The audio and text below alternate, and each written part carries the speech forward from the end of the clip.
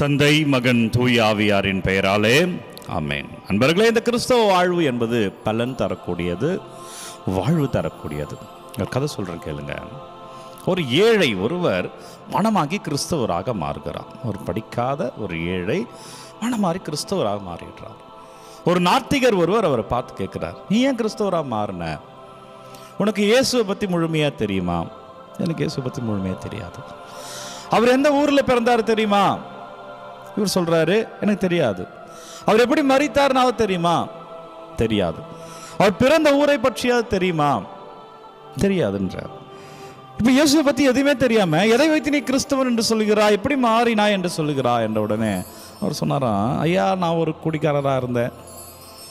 என் வீட்டு நிலைமையை பற்றி முழுவதும் மறந்திருந்தேன். ஒரு குருவானவர் என்னை சந்தித்தார், சிலவற்றை விலக்கி கூறினார். நான் அவரால் என் மனதளவில் தொடப்பட்டேன். இப்பொழுது மதுபானம் எங்கள் வீட்டுடைய உணவாக மாறிடுச்சு. மது மாறி அந்த பணத்தின் மூலமாக பிள்ளைங்க நல்லா சாப்பிட்றாங்க, அது உணவாக மாறி இருக்கு. என் வாழ்க்கையில் நடந்த ஒரு விந்தை இது, ஒரு புதுமை இது. எனவே அந்த கடவுளை நான் நம்புகிறேன். கிறிஸ்துவம் என்பது ஒரு வாழ்க்கை என்பர்களே, வரலாறு அல்ல. வரலாறு இருக்கலாம், வரலாறு மாற்றப்படலாம், எப்படி வேணா இருக்கலாம். ஆனால் கிறிஸ்துவம் என்பது இன்றைக்கு இந்த நிமிடம் நடைபெறுகிற மாற்றம். ஆண்டவர் இயேசு என்பது அவர் தொடப்பட்டு விட்டாலே, அவரால் தொடப்பட்டு விட்டாலே ஆசீர்வாதம். கிறிஸ்துவம் என்பது ஒரு புதுமை, அது அனுதினம் நடந்து கொண்டே இருக்கும். எனவே அந்த புதுமையிலே நாம் கரைத்து கொள்ள வேண்டும். அதான் ஆண்டவர் சொல்றாரு. இன்றைக்கு நற்செய்தி, அழகான நற்செய்தி, லூக்கா நற்செய்தி 8வது அதிகாரம் இறைவார்த்தை 4 - 15 வரை உள்ள இறைவார்த்தையிலே விதைப்பவர் உவமை. எல்லாருக்கும் ஆசீர்வாதங்கள் உண்டு. ஆனால் யாரெல்லாம் ஆண்டவர்கிட்ட வராங்களோ அவங்களுக்கெல்லாம் விடுதலை. சில விதைகள் வழியோரம் பயனே இல்லை, பறவைகள்லாம் வந்து சாப்பிடுகிறது, கால் பட்டு அழிந்து போகிறது. சில விதைகள் பாறைகளில் கதிரவன் மேலே எழ அது கருகி போகிறது. சில விதைகள் முட்செடியில், முட்கள் அதை நெருக்கி வளர்விடாமல் செய்கின்றன. சில விதைகள் தான் நல்ல நிலத்தில், சில விதைகள் தான் நல்ல நிலத்தில் அவை 100 மடங்காக விளைச்சலை கொடுக்கின்றன.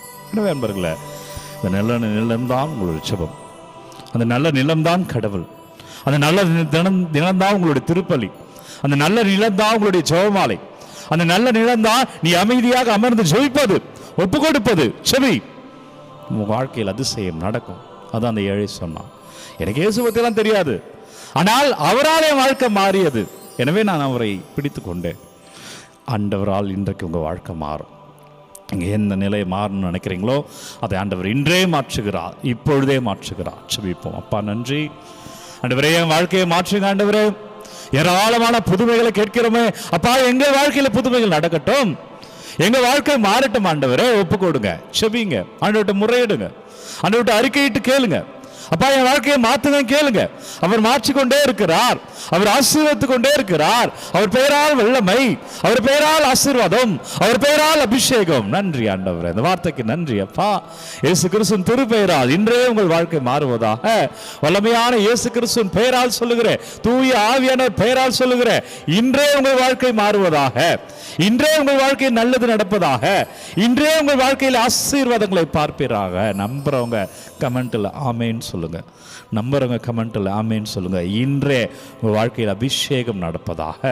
வல்லமையான நற்கருணை ஆண்டவர்கிட்ட என்னவெல்லாம் விண்ணப்பங்களை வைக்கிறீர்களோ அவை அனைத்தையும் இன்றே ஆண்டவர் ஆசீர்வாதமாக மாற்றுவாராக. இயேசு கிறிஸ்துவின் திருப்பெயரில் தலைவணங்கி இறுதி ஆசீர்வாதத்தை பெறுவோம்.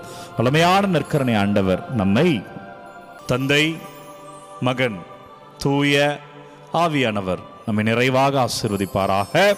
இந்த நாளும் இனிய நாளே. என் மகளே, மகனே, இன்று ஆசீர்வாதம் நம் வாழ்க்கையில் நடக்கிறது.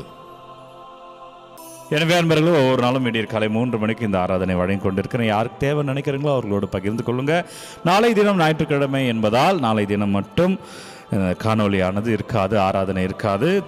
திங்கட்கிழமையிலிருந்து விடியற் காலை 3 மணிக்கு வரும். உங்கள் விண்ணப்பங்களை கமெண்ட்டில் அனுப்ப உங்களுக்காக நான் தொடர்ந்து ஜெபிக்கிறேன்.